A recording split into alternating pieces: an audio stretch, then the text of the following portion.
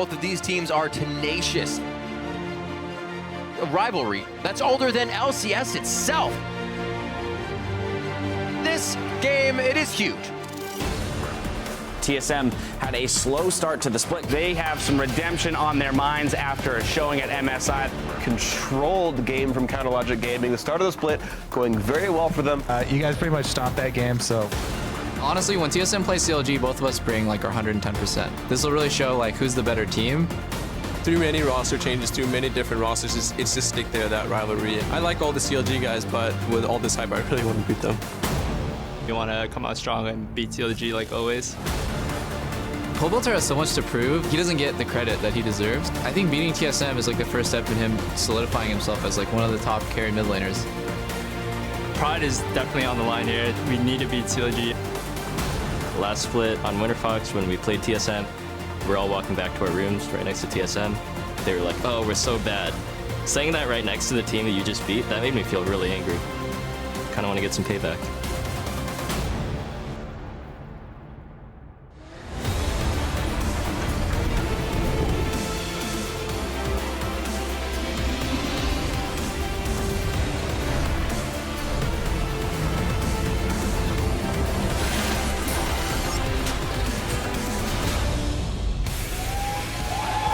Welcome to Week 2, Day 2 of the North American League Championship Series Summer Split. Now we're coming to you once again from our studio here in Los Angeles, and the crowd is pumped up for another day of League. There's lots of love out there for the teams, and even a little bit of love for our very own Kobe.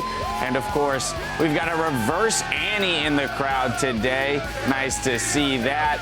Cloud9 arrived at the studio not too long ago. They're going to be facing off today against Xiaowei Zhao and the rest of Team Impulse, who you see arriving as well. Both teams are looking for a win to stop their slide in the standings. We'll see what they can do in our first matchup of the day. Now, hello, everyone. I'm James Dash Patterson, and we're no doubting for more surprises on the Rift today. Today, joining me on the analyst desk, we've got Aiden Zyrene Moon, Sam Kobe Hartman Kensler, and David Freak Turley. Gentlemen, a big day of games, including that marquee matchup, third game of the day, TSM versus CLG. And that has been the one match on everyone's radar, the latest battle between House CLG and House Team Solo Mid. And this one never disappoints. So, gentlemen, how do you think these perennial powerhouses stack up this time around? And just like Doublelift said in that intro there, every time these teams come against each other, it's 110%. Right as they're hitting their stride, they're going to meet each other. And TSM last week and yesterday, they went back to a mid-focused type of composition style. And it worked for them again.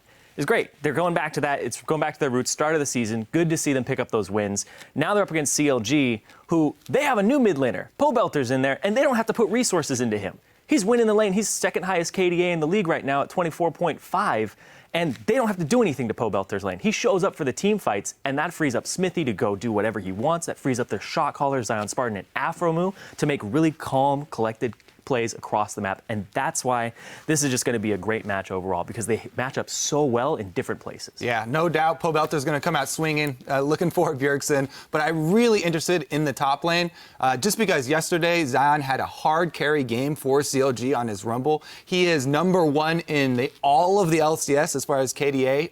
It's only been 3 games, but still very impressive stat, 25 KDA for him.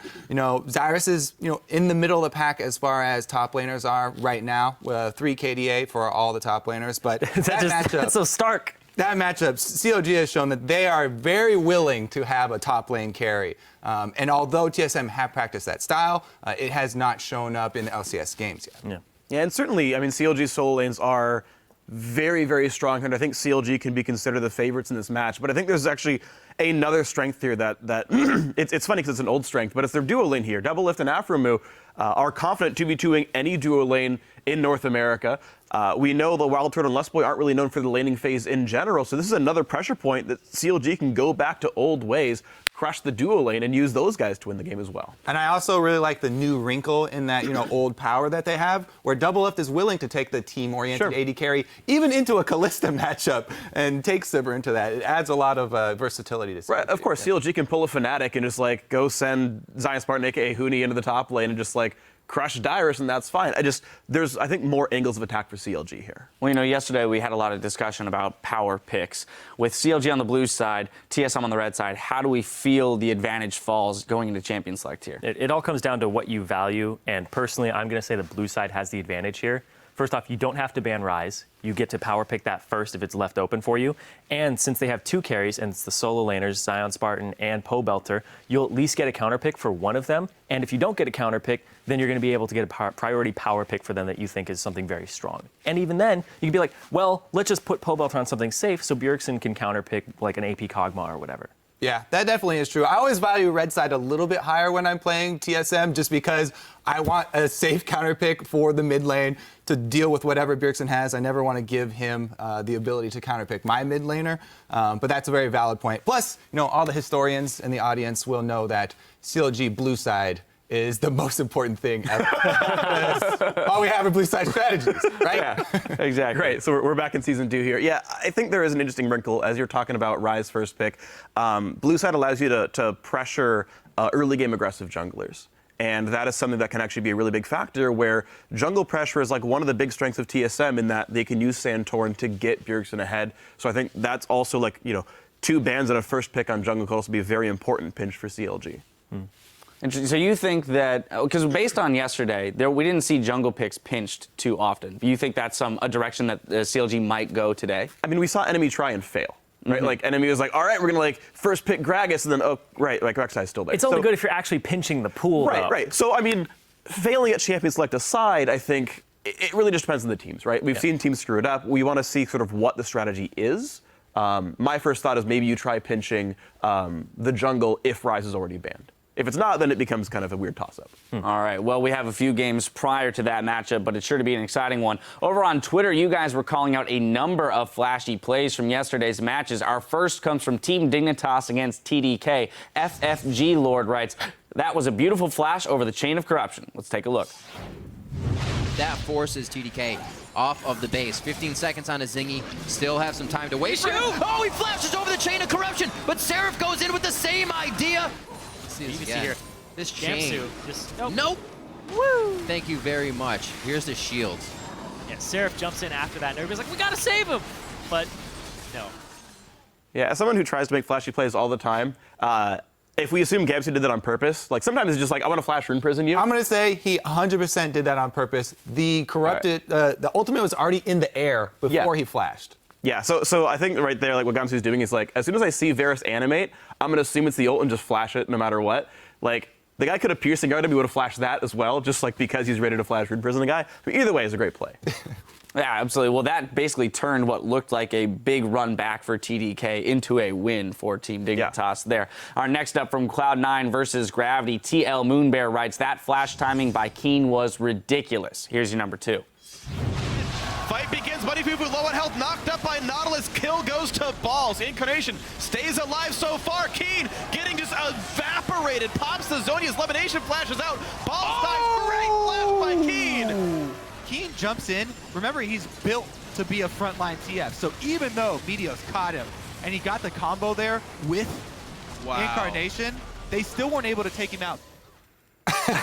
Now that one, he was just mashing flash. Yeah. Mashing flash button. And that has a lot to do with the timings of the people who shot the laser and shot the Arcane Barrage. So props to TSM for that. Right. But in terms of time wasted there around the Zhonyas for Cloud9, and then on top of that, not securing the kill was a pretty big play in terms of swinging the game for Gravity. Finally, from TSM versus Team Impulse, Coley X3 says Bjergsen with LeBlanc is perfection. It's your number 1 LCS big play.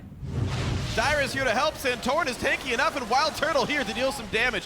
Bjergsen cuts off Rush, the kick over the wall. Bjergsen just shows back up. Ignite in a Q, not going to give him the kill just yet, but Bjergsen still wants it. All right, that's going to do it. That's going to do it. Bjergsen gets the kill, the solo kill on the Rush.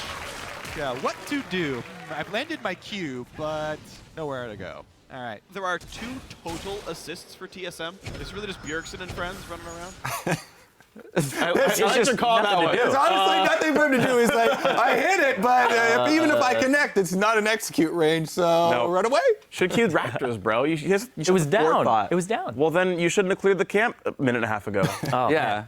Hindsight. Come on, bro. All right, well, with all of those, let's take a peek at the standings to see how the teams are situated after yesterday's games. In first place with an undefeated 3-0 are Counter Logic Gaming and Team Liquid. Then just one game back in third are Gravity, Team Dignitas, and TSM. Holding 1 win and 2 losses are Cloud9, Enemy, and Team Impulse. And in ninth are Team 8 and TDK. Turning to today's schedule, we are starting it off with Cloud9 out to rebound against Team Impulse. Then we'll jump into Team Liquid versus Gravity. After that, buckle up for Counter Logic Gaming versus Team Solo Mid. Now, before we send it over to the casters, we want to ping you guys on Twitter about today's big showdown between CLG and TSM. We've heard the rivalry called many things: El Clasico, the Backyard Brawl, Goliath versus Goliath, and depending on which side of the feud you're on, Dumpster Palooza. But what nickname do you give the rivalry showdown between CLG and TSM? Send your responses to @LulEsports and throw on the hashtag LCS. We'll be reading a few of our favorites a little later. Now, without further ado, let's head over to the caster desk to get the games underway. Thanks, Dash. Hello, ladies and gentlemen. I'm Rivington Biz III, and sharing the caster desk with me is the best-dressed man in esports, Joshua Jatlees. See, that just doesn't make sense. You're far better dressed than I am today, Riv. It's the beard doesn't count as the whole ensemble.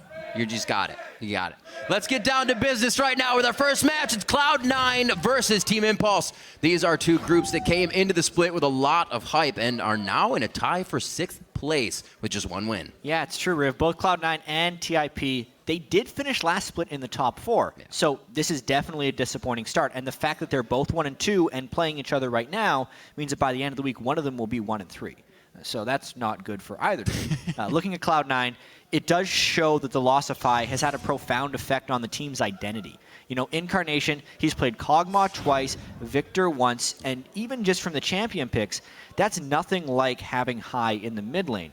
Also, when you look at the stats, he places fewer wards, he doesn't roam as frequently, and instead of being the first one into the fight, he's usually the last one into the fight. Yeah. So it kind of just goes to show that Cloud9 needs to ask themselves if they want Incarnation replacing High, or if they need to rebuild their team around Incarnation, because it's clearly a work in progress and something isn't quite in sync yet. Hopefully it happens early for them. And Team Impulse are fielding the same team that got them to the spring semifinals, but have not been able to recapture the same level of success.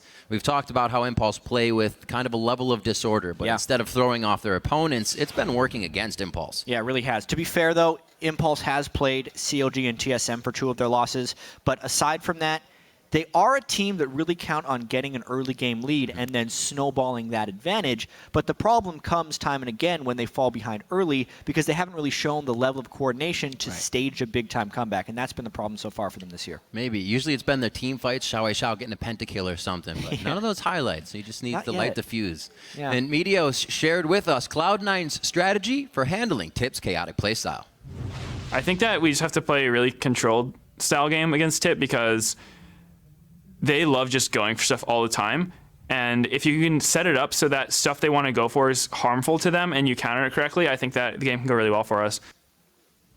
I think that the game can go very well, but that's if we can counter them. Yeah, can it's always like, way. if you do this, then of course we're going to be able to do that. Meteos obviously still searching for some answers in how to run this team, but the strategy for Impulse does seem like the right one. A little bit of chaos. Let's check out the starting lineups as we get into the game. On the blue side, it is going to be Cloud9. That's Balls in the top lane, Meteos in the jungle, Incarnation in mid lane, Sneaky at AD carry, and Lemonation at support. Yeah, and then we have the red side with red sleeves on their sweatshirts. Team Impulse, Impact in the top lane, Rush in the jungle, Shao in the mid lane, Apollo and AD carry, and Adrian on support. The blood of their opponents. Yeah, saturating. That's the dream. That's the dream. For those guys. Hopefully it can come out in a few games. Cloud9 and Impulse here, like we said, both tied for 6 at the moment with that 1 win. And not teams we would expect to be here at the beginning of the split. Usually ones that kind of put their foot down and step out with a surge, but have been found out here, and teams have been able to work around them. Yeah, really strange opening to the season for Cloud9. Only being able to pick up 1 dragon.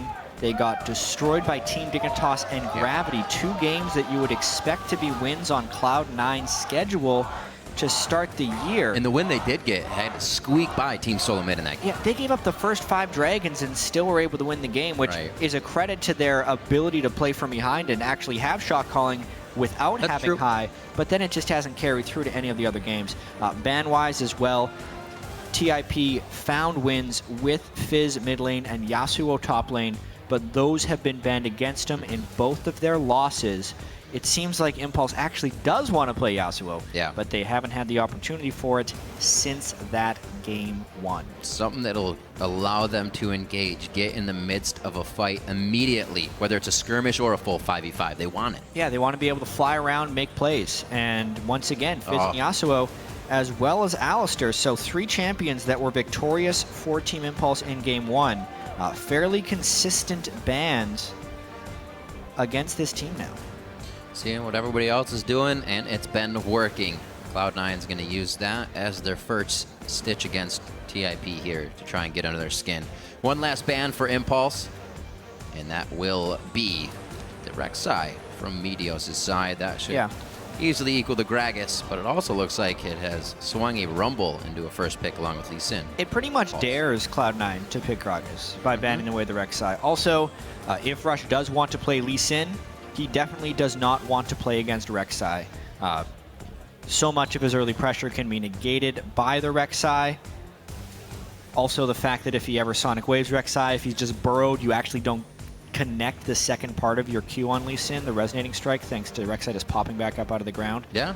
But because Cloud9's already picked a jungler, Rush doesn't have to pick his jungler yet, and they can go with 2 power picks for themselves right off the bat. They do get that Sivir, 4th time in a row for Apollo to pick it up for the team. He's scored just about the same each time, so it's not really the bottom lane that needs a lot of focus in this game. It's going to be what's already been banned out, Xiao, and Impact. Apollo, a very consistent AD carry. Yeah. He doesn't necessarily make big flashy plays, but he's always there for the team. Sivir fits that pick perfectly. It almost feels like if Impulse has the opportunity to pick Sivir, they will do it every single time. And what actually creates a win or loss for Team Impulse is the performance of Rush in those solo lanes, not necessarily on Apollo or Adrian.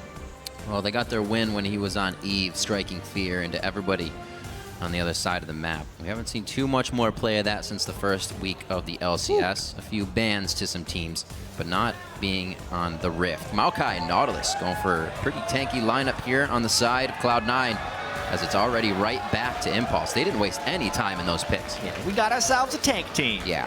For Cloud9. Always priority for them on the Maokai. Being up against Rumble will give Impact a pretty good laning phase if he wants it, and if we don't end up seeing lane swaps. But there's not too much to read into Cloud9's strategy other than Lemon Nation preferred Nautilus over Thresh, which isn't really a surprise, even though Thresh has seen more priority in the North American LCS. If we go back to the playoffs, Lemon Nation, the early adopter of Nautilus, very strong on that champion for both the early jungle invades as well as just reliable CC, which has been a cornerstone to whenever Cloud9 has been successful. He's like a big tanky Morgana a little bit, with a single target ultimate. A big tanky thing. Yep. A little bit of AoE, a little bit of bind, everything you want in a support player. So let's see what we have. Now, Sejuani's actually picked up here by Rush. Yeah. Goes for a little bit of tank himself. Oh boy. So Sejuani's something that Rush hasn't really found success with on the competitive landscape, but he has had a while since the North American playoffs to break this out again in the North American LCS. If they land the Sejuani plus Rumble combo, that's the devastating one, but it will be hard to kind of weave that Glacial Prison through the tank line of Cloud9, because you don't want that thing hitting the tanks. I was going to say, that almost looks like a Kog'Maw composition if you want to protect one, but it's going to be an Azir and a Lucian coming in here for Cloud9. A lot of people that can be locked up, but harder for a Sejal to hit those 2 guys on the back line through these beefs. Yeah. Talking with some of the Cloud9 team members about Incarnation, they say he's put a lot of time into the meta champions, which will pay off for them in the long run. So it's no longer this Cloud9 revolving around Zed and whatever High has been able to pick up. They're playing whatever is meta, and Incarnation is doing his best to do that thing. And it's not going to happen, guys. I'm sorry. Bard is support, and so is Janna. Yeah. So, sorry about that. Yeah. I hate to be the bearer of bad news. LeBlanc for Xiao. Xiao definitely something he could carry the game on if he needs to. All Matches right. up decently against Azir. So we are going to have the teams locked in on both sides. Like you said, Cloud9 kind of focusing towards meta picks. It's almost something they did when they started as Cloud9, when they were able to open up that Pandora's box. We go for the strong picks. We just keep playing it and get better at those picks. Yeah, and if we think back then, it was Cloud9 who was setting the meta picks. Right. Instead of reacting to them. The Nautilus is something they started themselves. The rest of them, though, are fairly well set in now, so they don't necessarily have that champ select advantage they used to get on other teams, and now they have to outplay them within the game. This mid lane matchup is very volatile. The Azir versus LeBlanc. We actually got to see it yesterday in the TSM game where Bjergsen against Xiao Xiao, they played the inverse of this matchup. So now Xiao Xiao gets a LeBlanc. We'll see how that ends up working out for him, because a lot of it depends on early gank pressure, but it is very snowbally if one gets ahead. Very well trained from both sides in respect to this matchup, so it's going to be a good one. Definitely some jungler intervention going to be needed here to throw these guys off our kilter. That's the hope. Get them off Gragas balance. versus Sejuani. Meteos would have the early pressure advantage from a champion perspective, but if we think of the way the players play, it's kind of inverse. So I'm really excited to see who ends up getting the early aggression going. All right, well, it's time to hit Twitter and let us know who you guys are giving this game to. Tweet hashtag C9win or hashtag TIPwin to @LOL Esports. We'll tally those up, as always, throughout the game. We are getting into Cloud9 versus Team Impulse, both 1 and 2 already as we finish off this second week here of the spring split. They're looking to stop their slide in the standings. We're about to be on the rift, and both teams are about to leave it all. This would be very nice to get this win here, be able to reflect on the mistakes of the week, and come out with a W. Yeah. Both teams definitely want to be able to repair the start of their split. And honestly, the Xiao Xiao versus Incarnation matchup, as they both really just wanted to play some ward.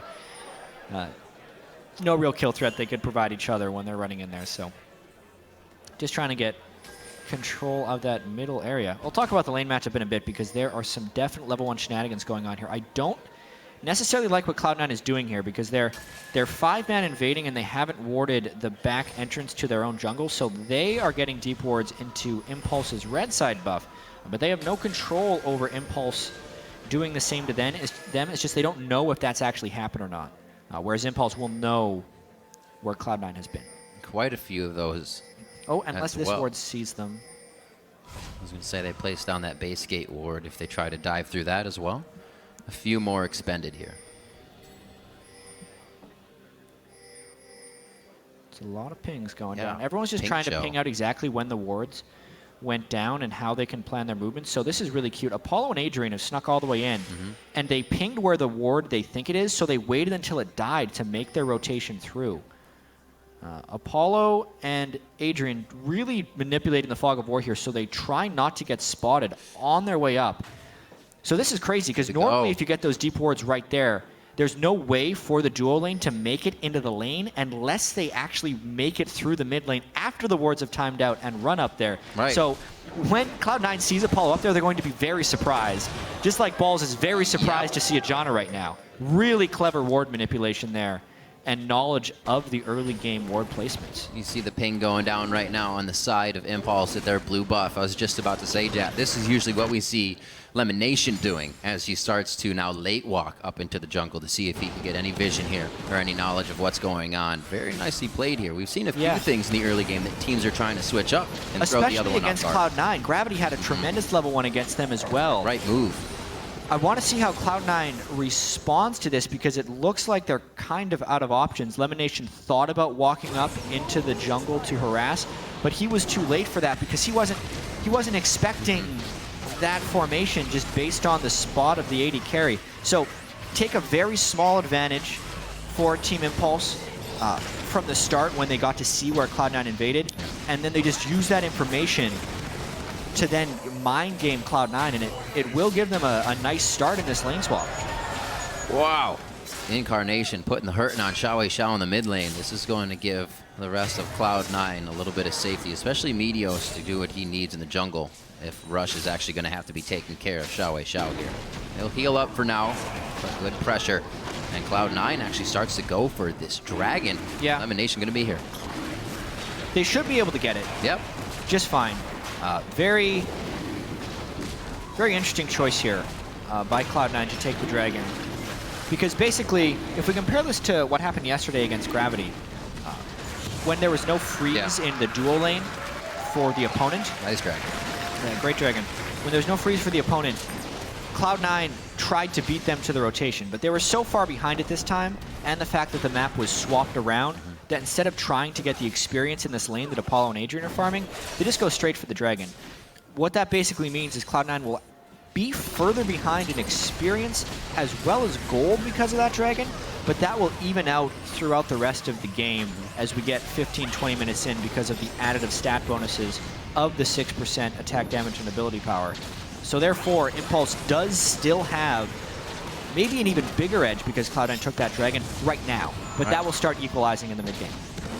Well, calling from behind is what Meteos has kind of had to do, so he's only going to get better at it. He said it was a bit troublesome, but with High being the shot caller previously, when things did go wrong, it would fall back onto Meteos. So he's ready for the task.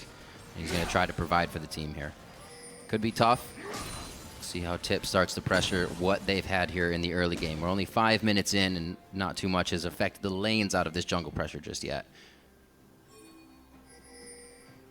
Ball's back to the bottom. There's the swap coming in from Apollo and Adrian. They're going to head back down towards the bottom lane. Adrian doing a little roaming before this so he can get some safety and wards on the map. Yeah, we could really end up seeing some accelerated turret kills, depending on where the supports roam next.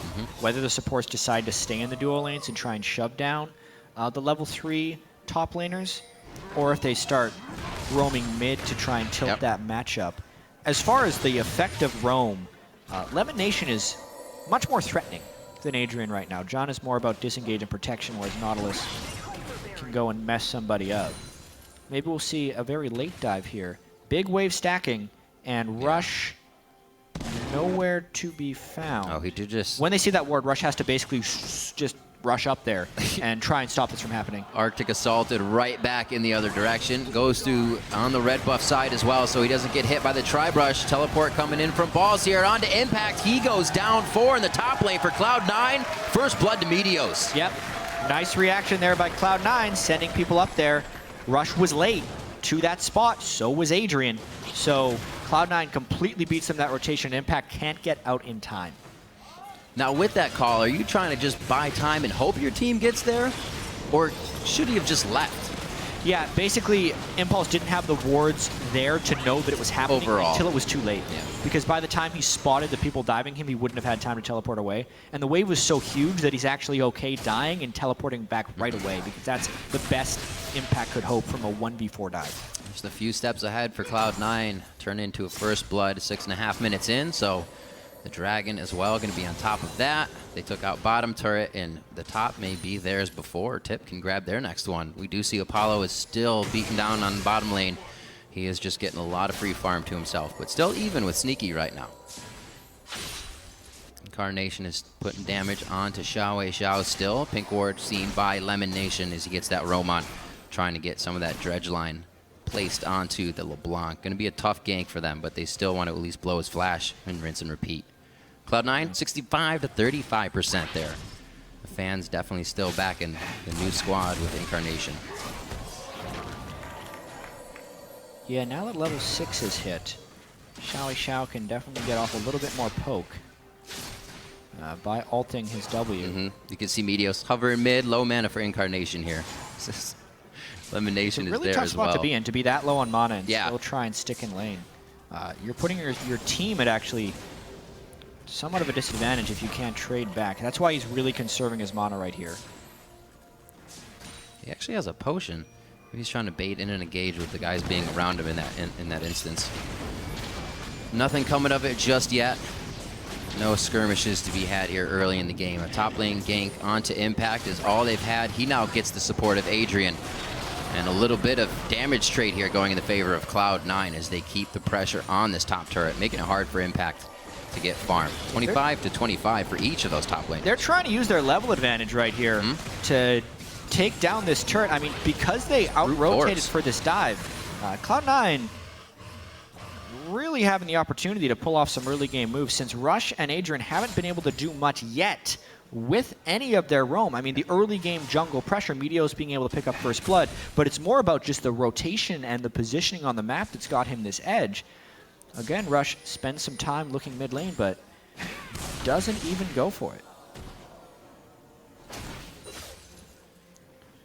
Xiao back in after trying to get an ulti on. The early game not working out with the lane swap for Impulse as much as they would have liked. 400 gold down now. They did get the first turret, but Cloud9 was able to grab turret Dragon. The first blood as they rotated back to the top lane, as we were just saying. Everything's kind of slowed down, gated by 30 seconds on this next Dragon. But they may just hit top lane once again. If they can get Impact down, he'll never even have anything to get to these Dragon fights and helping the objectives with Rumble ulti. It's going to be a tough game. Yeah. We were talking about top and the mid lane really being what needs to get going for Impulse. Not happening this game so far. And what Cloud9 is getting most of their advantages off of is just this top lane strength, and that's transitioning into ward control and buff control. Basically, right there was no vision for Team Impulse, and to prevent a second dive onto Impact, Rush just basically had to run up there and play defense. But when doing that, he exposed his own red buff, which was very quickly taken by Meteos. So you can just see by the ward spread on the map right now how advantageous this position is for Cloud9. Playing it very safe as well, not over-diving in their attempts with all this knowledge that they have. And once again, rinse and repeat towards the top lane. A good hook onto Adrian. No 6 there, so no Janna disengage.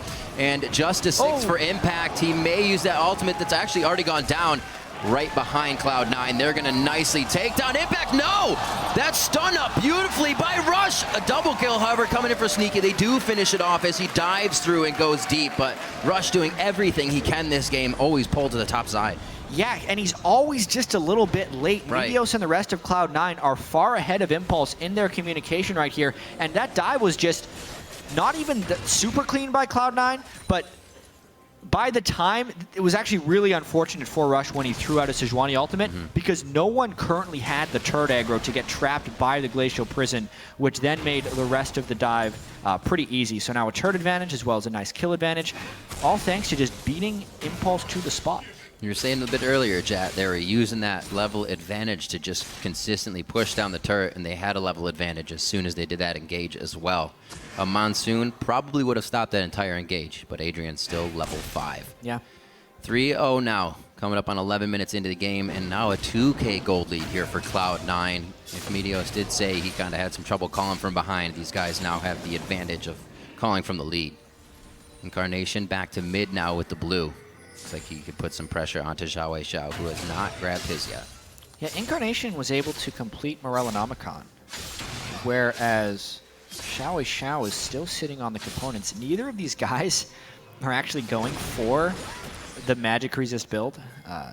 Incarnation himself is sitting with some magic resist in his blue runes as well as Xiao, so not what happened yesterday where Xiao was just staring magic resist in the face and saying no and then getting one shot again and again.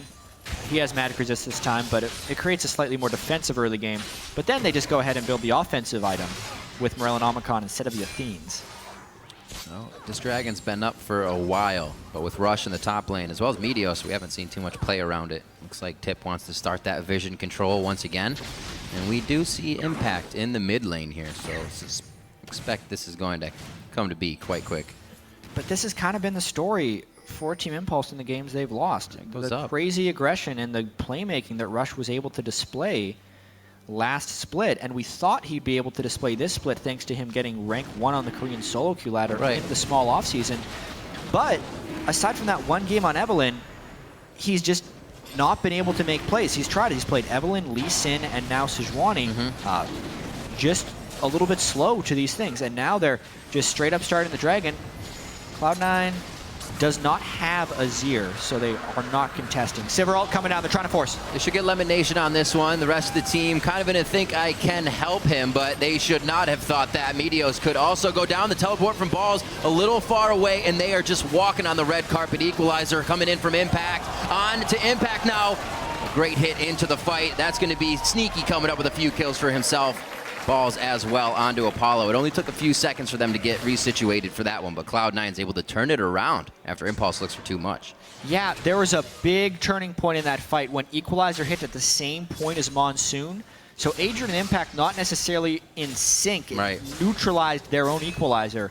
And then the late arrival to the fight in Incarnation really turned the tide right there. Even though that fight was beneficial for Cloud9 in the long run, I think it kind of spoke to both teams not quite being up to how strong they should be. You know, first off, Cloud9 not having Incarnation there in the first place to mount the assault, and secondly, Impulse messing up their Monsoon and Equalizer timing, which then allowed Incarnation to turn the fight around at the end. But when all is said and done, it means more kills for Cloud9. See it happen one more time here. Yeah, it's a great job by Team Impulse to say, let's fight right now, when they see the choke point. But there's really no reason to Janna ulti right now. What's he actually knocking back? Meteos wasn't even in the middle of a spell. All he did is make Sneaky not have to dash out of the Equalizer. Then when Incarnation dives in, that would be a great time to have Equalizer, because you want to be able to heal your team as they're knocked back and prevent the re-engage from Cloud9. But of course, he just burned the cooldown, and it spells disaster for Impulse. It's that chaos, once again, they thrive on that also beats them up most of the time. A few ultimates that just do not sync up, and Impulse come off of a dragon with a few members down. Cloud9 can go ahead, set up wards, and clear. Not this one, though. Good pressure by Impulse as it's 5-1 now. 15 minutes in. That gold lead was actually still stretched by Cloud9 within that fight, even though Tip got dragon. But they do prevent number 2, help in the long run if this game gets to that point. This turret should be going down. Looks like they're just going to brute force it here. Not much Cloud9 can do. Everybody's ults are still kind of coming back up. I do have to point back to the very start of this game, though. Just off the first dragon that Cloud9 was able to get. Because to start the North American LCS split, Cloud9 gave up the first 12 dragons to their opponents before they were able to get one. So it definitely feels like there was a definite point of focus for Cloud9 to get dragon control this game. Because they were presented with a set of choices early on in the game, whether they try and match the minions in the lane swap or take the dragon. Right. And they very clearly and without hesitation took the dragon. So I actually do like that adaptation from Cloud9 to get it early. An explosion onto Sneaky. Can they even rebuttal this? I don't think so. He goes down. They're going to have to wait for him to come back up. Can Impulse get anything out of this, though? It's going to be Impact in the top lane, maybe some forward wards to be placed. But so far, I guess it's just a mark on the board for them. Getting a little bit back. That was a slight lapse of awareness by Sneaky because they had no vision control in the side lane brush. But I also understand why he was able to get caught out right there, because basically Xiao and Rush had both jumped over the wall to get into that brush. Cloud9 did think they had the entrances warded. I think that's how they got in there. I'll go back and double check, but now they're going to clear out that pink ward because having that side brush control against the Blanc is incredibly pivotal. It paid for itself. Return on investment for that pink ward for sure. Cloud9 grouping a little bit in the mid lane here. Xiao looking to see if he can get a pick, but he's about to get pinched himself. Should have an easy escape with the distortion as he sees. Oh no, he finds Sneaky on the back line. He had his eyes on the target the entire time. Not really scared about where balls was going on that one. Xiao looking to bring out a little bit of that spark play and create some highlights. Just short of the kill onto Sneaky. Yeah, that could have been a huge kill if they shut him down again. Actually, yeah, he just got back. I went back and checked the Sneaky kill again. It wasn't that clever by Team Impulse. Sounded so good. Rush had walked through a ward before dashing into that brush, and Xiao walked into the mid lane, so he was covered in fog. But Sneaky knew there, should have known, because it was shown on the minimap that Sejuani was there, and he still walked through the danger spot. So uncharacteristic free kill there onto Sneaky by walking where he shouldn't have. Cloud9 still though with the 2,000 gold edge. Almost getting his second death there as well, as they knew his flash was down. Good focus by Xiao. Missing a little bit of a window, so we'll have to wait again. See if Cloud9. That came off of Cloud9's kind of positional mistake. I don't think they're going to be doing that too much more here, so it's going to be harder for Impulse. Still pushing mid for these guys. It's going to be Balls taking care of that top lane. He just got his teleport back, so he can come back with the team. Why he's off in the distance. Looks like they want to get more dragon control. Number 3 coming up in the game, 1 for each team so far. And there's a huge level discrepancy between Rumble and Maokai right now. Wow. It's level 8 to level 11. And you can see it in the CS as well. Which is pretty crazy when you consider that Cloud9 also prioritized early Dragon. So they've been playing this lane swap incredibly well in the favor of their own top laner. This Dragon will be very critical to how well Cloud9 plays. We need to watch to see if Incarnation is synced up with the rest of the team. Azir has tremendous zone control over the Dragon Pit. Yeah. But so does Rumble and Sejuani. The fact that the Rumble is under-leveled is a bit of a disadvantage. This is also the period of the game where Cloud9 with high would usually excel. Last year, Cloud9 played very normal speed early games, and they excelled in the mid game. Let's see if they can catch Xiao here. This is the start of a fight. Lockdown, the engage is already there. The damage from Impulse actually gets out. Xiao is alive. The blue buff is on him, so they can still throw out some chains and poke it, but I'm sure they just want to turn tide on this one and get out. Dragon is going to be Cloud9's pretty much uncontested on this one, but definitely a miss or an error there for Impulse. Yeah, Xiao pushing the split push a little bit too far, and the team pays the price by giving up this Dragon. He was somehow able to escape, mainly because LeBlanc gets to dash across the map, but he lost most of his life, his ultimate, and his flash, as well as his Sivir ultimate. They give up the Dragon, and maybe more because they had to back afterwards.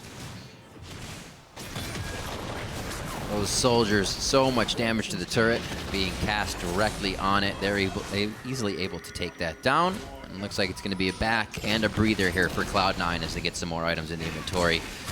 Being set back, Impact 40 CS behind, rushed that Leandries and actually just got his boots finished. So those fights at the Dragon could still be pretty big, like you were saying, with a good Sejuani ultimate. Scary stuff that Cloud9 has to deal with and dance around. See if they can actually get some hit on the balls here. Impact is floating his way down, but I think it's going to be just a few seconds too late. Impact just needs a way to get experience. He's 3 levels back. Yeah.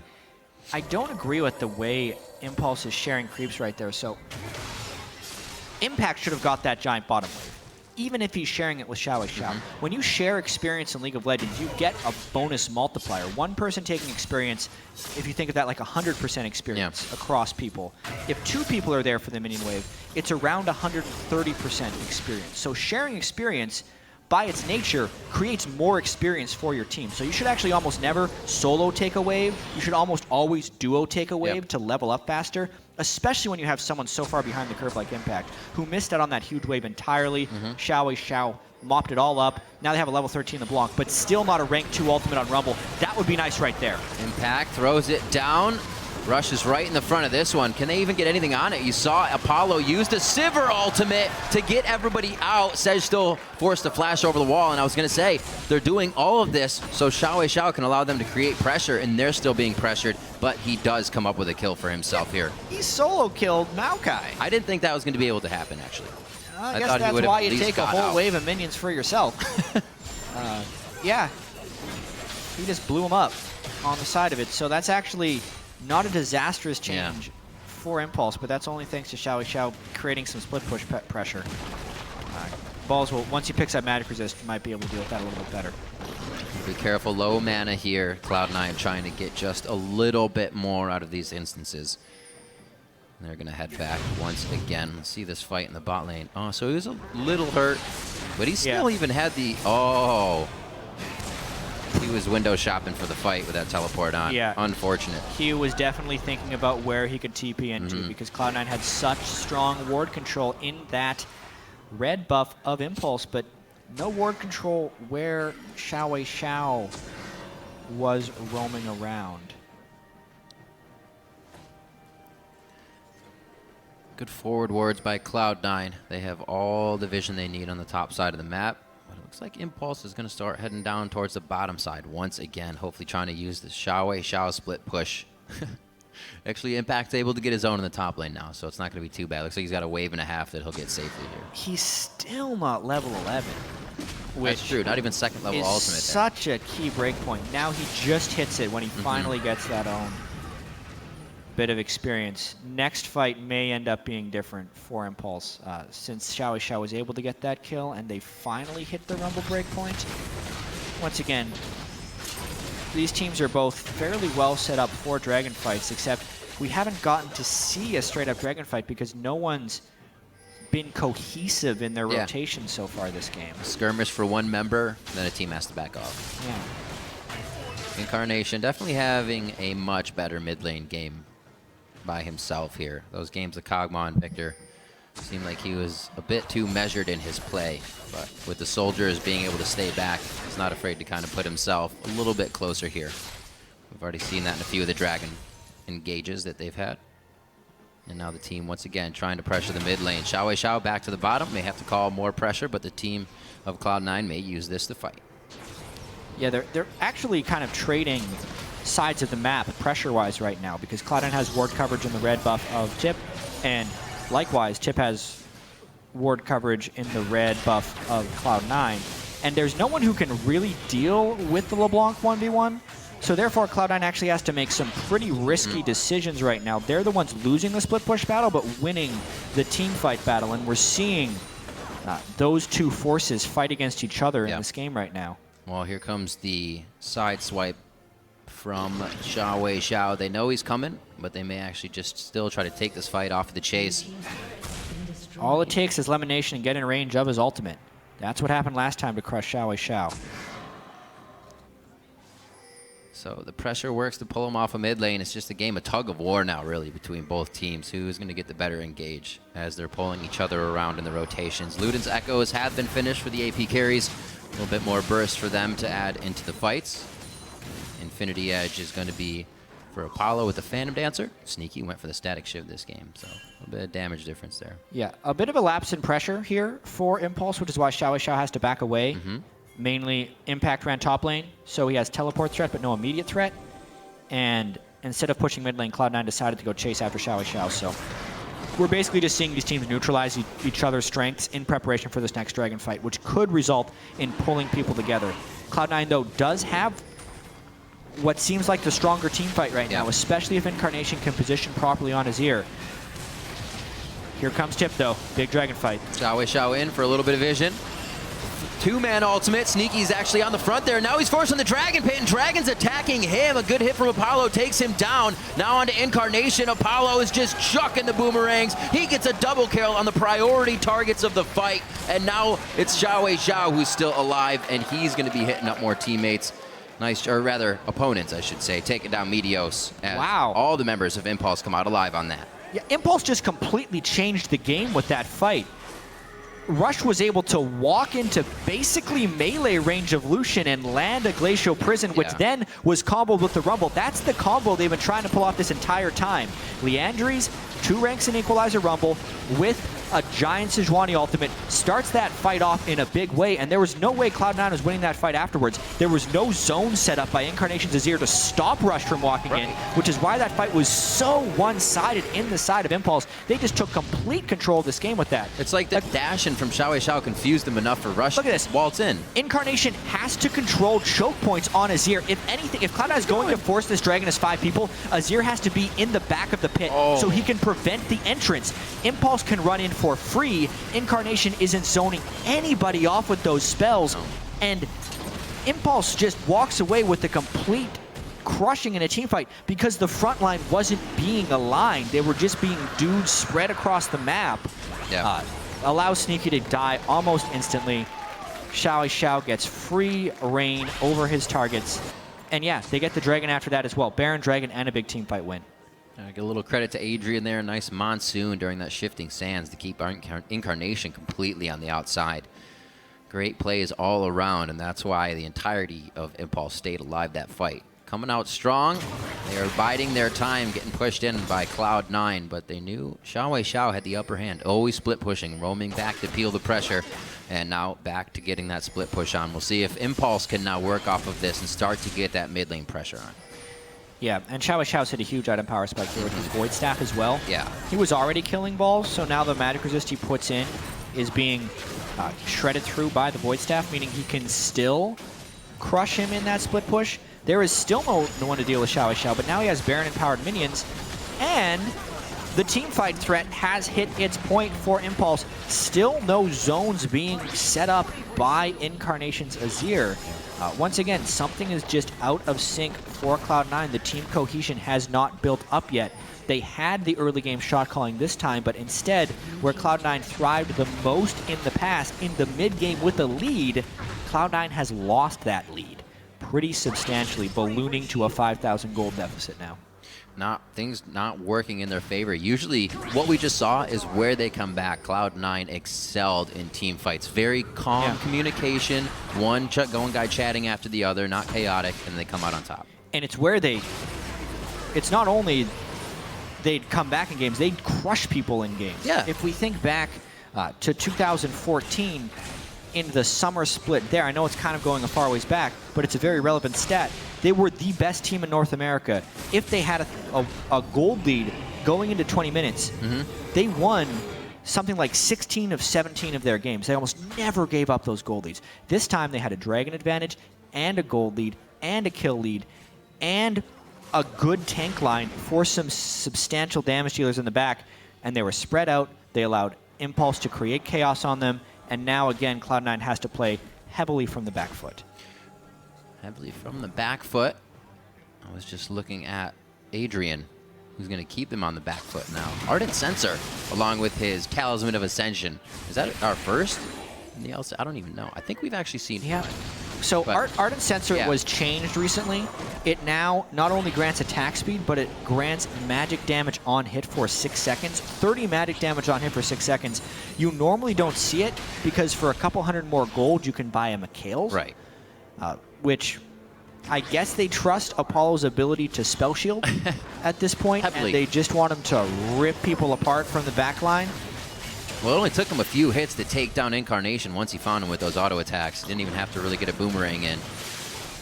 Pretty much a ricochet boomerang onto Sneaky is what took him out after the Sejal. So yeah, he'll be hitting really hard. And he's got the Wrath Potion on top of that.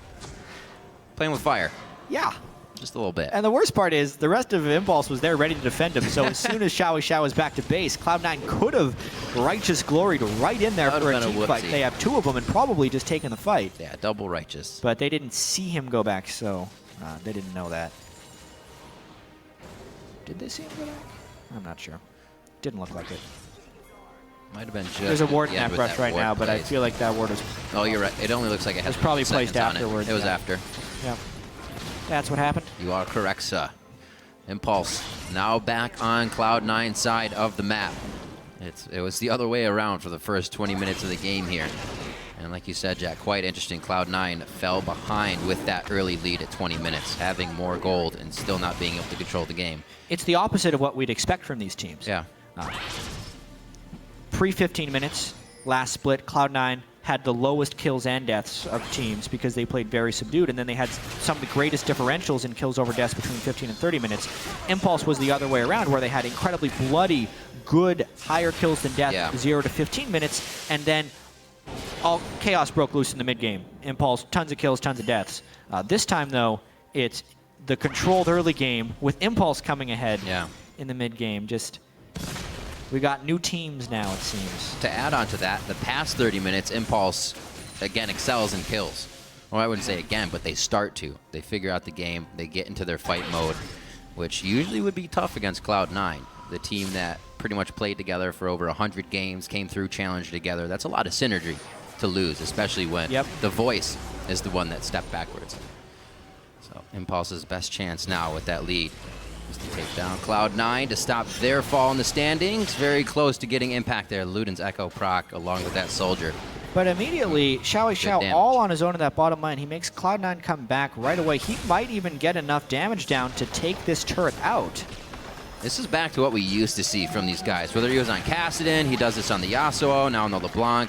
He's feeling good. He's in his environment that he's used to being in here in the game. And I'm sure the team feels very, very safe along with this happening. Wards all over the map. Impulse actually has wards all up to the wall of C9's base right now, so it's going to be hard for them to come up with anything that Impulse doesn't know about. It's more and more looking like it's Impulse's game. They were looking out of sorts early, but they've definitely come together here. contested number 3 with Baron in 20 seconds. Yeah, we're going to end up seeing maybe a bit of a trade here. Cloud9 trying to rush up the mid lane, but it's just too fast right now. The low cooldown on Talisman, it's only a 40-second cooldown. Add in support masteries, it goes down to about 32 seconds. Adrian just popping that freely. It's crushing the map rotations right now. The captain boots Janna with Talisman is making it so Cloud9 cannot out-rotate pretty much anywhere. Xiao is still down there. This is bad. This is desperation from Cloud9. There's probably enough time for the LeBlanc to come up here as well. Basically, Cloud9 has to run immediately. This is going to be really tough. Rush still has that ultimate available. Doesn't want to throw it right into somebody's face. Could hit the full team here. A nice hit back by the Emperor's Divide. Impact and Rush in a bad spot here. Incarnation takes a few shots coming in from Apollo, and he goes down immediately as Cloud9 starts to get wiped out in this fight. Everything was focused on Rush, and he made that happen by putting himself in the front of the fight. A good hit by Xiao for the triple kill. Apollo for one more, but it's going to be taken over by Adrian as they get the ace on Cloud9 at the Baron pit. Yeah, there's already an exposed inhibitor in the bottom lane, but Impulse doesn't have time to go down there right now, so they'll take the Baron. That was a very disappointing end to a series of outplays by Team Impulse, where basically Cloud9 throws their hands up in the air, says, no way we can deal with LeBlanc, YOLO Baron. But that doesn't work in the LCS. Impulse easily collapses down onto Cloud9, and they are crushing them now with their second Baron of the game. Great fight. Rush putting himself in an ideal position here as we see this again. Yeah, well, first off, the team that is down thousands and thousands of gold shouldn't be taking early Baron damage to then peel, especially against a disengaged Janna. So Impulse doesn't even need to play their cards just right. Also, Incarnation shoots people into the fight instead of out of the fight, so Cloud9 can't play the kite back game either, like a Gragas Azir disengage. So many things are contradictory to a cohesive plan for Cloud9. Everyone seems to be doing their own thing. And Impulse is better at the game of people doing their own thing, making it look like Impulse is very well coordinated here. Ardent Censor Apollo in the back line with Sivir crushing people down. It definitely helped that fight. You see how much damage is hitting Incarnation when he just takes a few auto attacks. It completely changes where his positioning has to be in the fight. Usually he doesn't even have time to do that. 12-7, Impulse definitely turning the game around after 30 minutes. The stats do not lie. They once again go high kills over low deaths in their fights. And once again, Cloud9 is going to go for broke in front of the base. That's going to be Impact going down. He got the equalizer out, but it's only in between the champions. Now, Sneaky, one last hit. The distortion back actually takes balls into a bad spot. And Xiao brings him in for the next treat. They're going to go on to the inhibitor. These plays are just not in favor of Cloud9 as much as they're trying. Yeah, it's going to be game. It takes 36 minutes. Once Impulse got the lead, they hammered it home.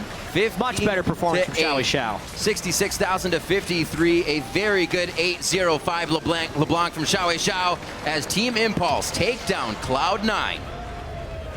This moves Impulse to 2-2, which at the start of the year isn't even that impressive. Yeah. The worst trend, though, is Cloud9, even after beating TSM with the first game of the split, now sits at 1-3. So Impulse back on the road, it seems. Xiao got his assassin play, was able to farm and carry top CS in the game, 380, top kills in the game, 8, without a death. Pretty awesome game from him. He created the opportunity for Impulse when they were behind, 2 split push, and that just started everything because that allowed them to outpace Cloud9, who couldn't keep up with a split force of shot calling. Impulse taking it in, the fans loving the victory here, and I'm sure they are going to be able to breathe a sigh of relief knowing that they're able to take down Cloud9 at this point. Another mark in the win column for them, and for Cloud9, they have to think of, what to do next. They're kind of always undermined now towards the middle part of the game. We saw it as well before, or we said as well before, the TSM game was kind of a squeaker in that sense. They're always looking for teams' errors. There's a lot of growing to do for this new Cloud9 squad with Incarnation instead of High. And To speak from some personal experience as a shot caller, when I played League with Dignitas, I was a shot caller. When I played previous games in Guild Wars, it was an 8-man team, and we had a double shot calling system. Shot calling is this really complex thing. It's not as simple as just having one person knowing where things could go and being able to tell everyone on the map where to go. There's too many decisions in League of Legends for that to happen. And it's you need time to get everyone on the same page and know what the shot call is going to be. And also, even if Meteos was doing a lot of shot calling on the previous team, transferring over to someone who is vocal to someone who is quiet creates a big gap in communication, because a lot of times you can have a primary shot caller, which sometimes was designated as Meteos, but to have another voice of authority, like Hai, who in certain situations could overrule Meteos or who could bounce ideas off about how to win the game, if you have someone else in there, and I'm not saying Incarnation can't do this, it's not displaying on the Rift that's happening.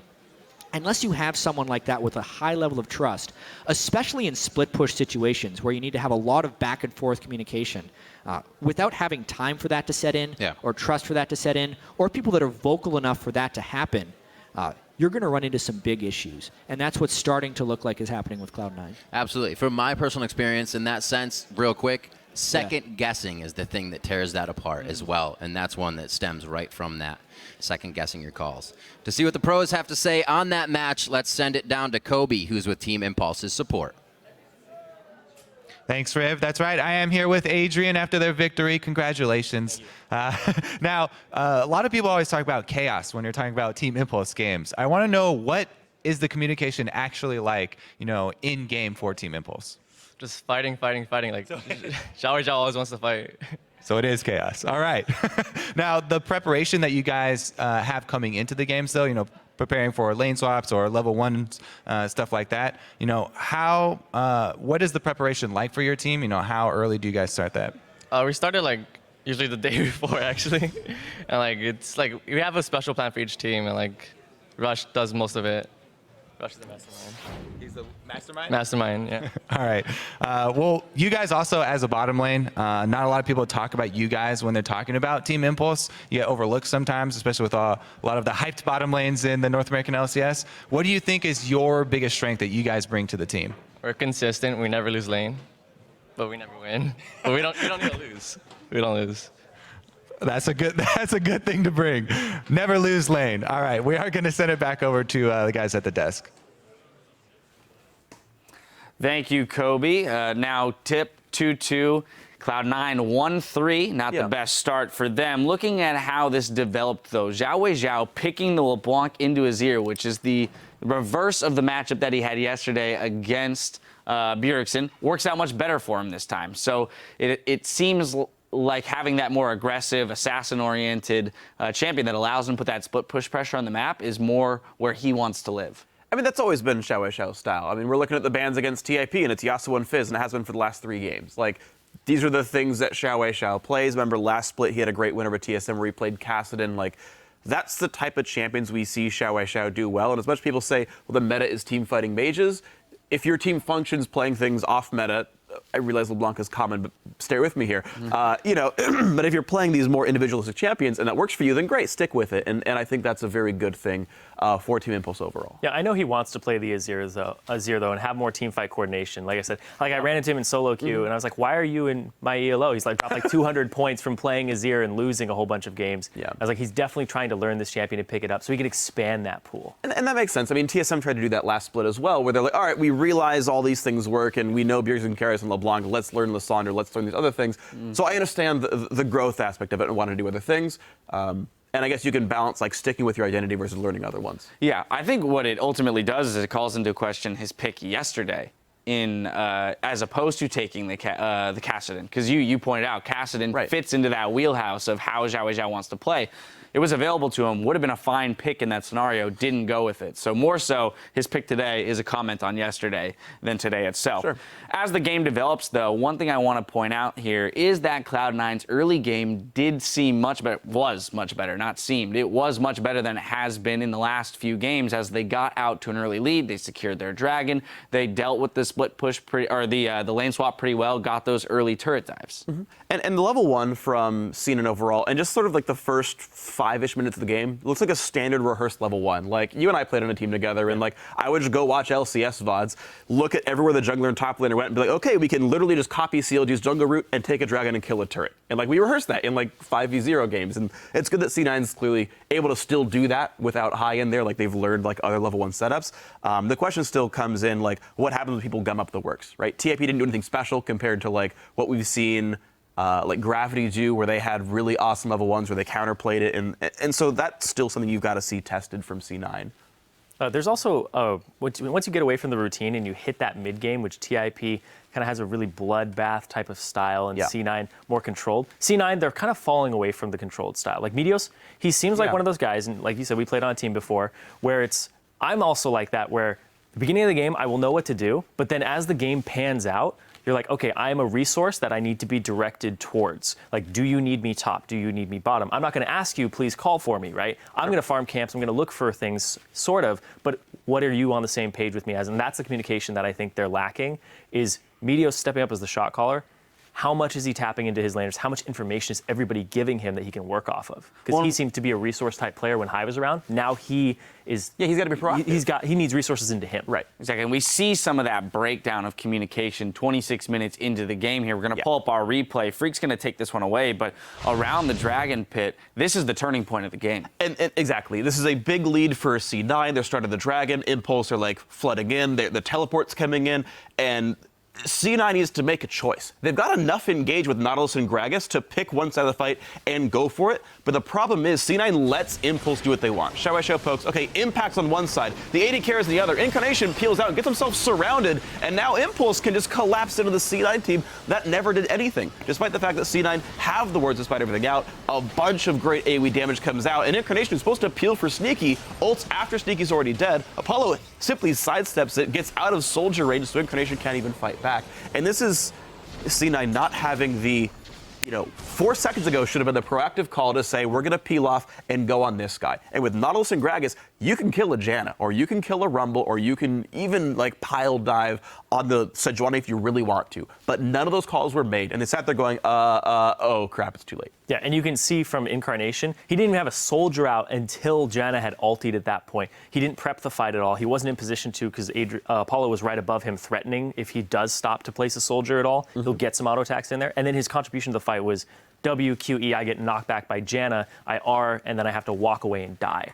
That's all he did that fight, because a lot of Azir is prepping with one soldier up so you can Q, so you can E ahead of time, and then get the second one up for more DPS. But he didn't do any of that. Yeah, I mean, you're supposed to just, as Azir as a champion, have 2 to 3 soldiers up at all times just for damage output purposes. And right. But he had not having the threat around him, so he couldn't actually prep it. Sure. But yeah, I mean, this is all just, foreplanning, seeing wards. This all should be prepped by C9. Yeah, I think the point about being proactive and having the forethought to, if and when Team Impulse decides they want to engage on us while we're doing this dragon, what are we going to do, right? Not waiting until it happens to then say, I don't know, I guess fight.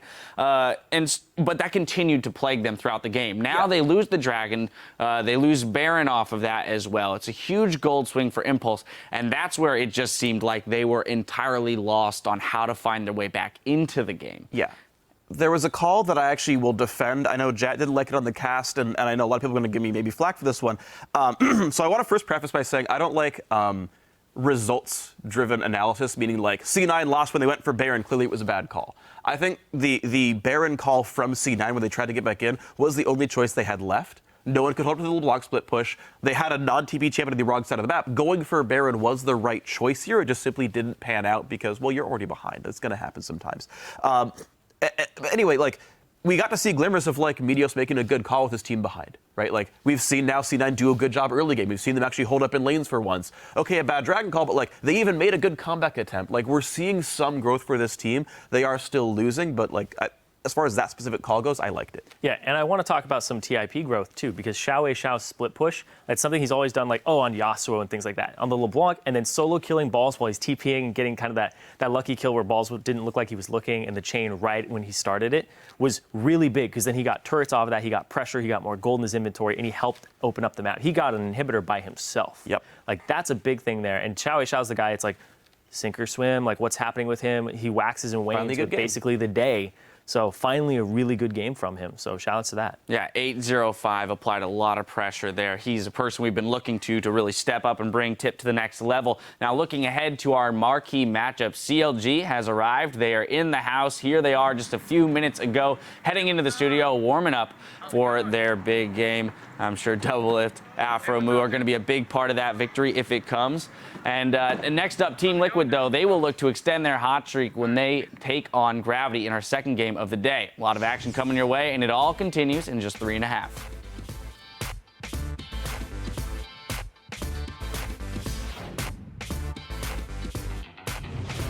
In the lobby sneaky? Huh? Lobby sneaky? Let me solo Baron. 1 sec. Just let him solo Baron. So we'll know if we can do it in the real game. Yeah, we'll tell broadcast, you know, we were going to start on time, but Sneaky has to solo Baron the custom game real quick. Have to. Meteos could also go down. The teleport from Balls a little far away, and they are just walking on the red carpet. Equalizer coming in from Impact. 2-man ultimate. Sneaky's actually on the front there. Now he's forcing the Dragon Pit, and Dragon's attacking him. A good hit from Apollo takes him down. Good hit the full team here. A nice hit back by the Emperor's Divide. Impact and Rush in a bad spot here. Incarnation takes a few shots. Here, here. I'm coming. Yeah, Zanya. 노준야. Kite. Okay. Show one. Azir down. Okay. Down. Nice. What the? Kill 2. Yeah, bottom, done. GG. Team Impulse take down Cloud9.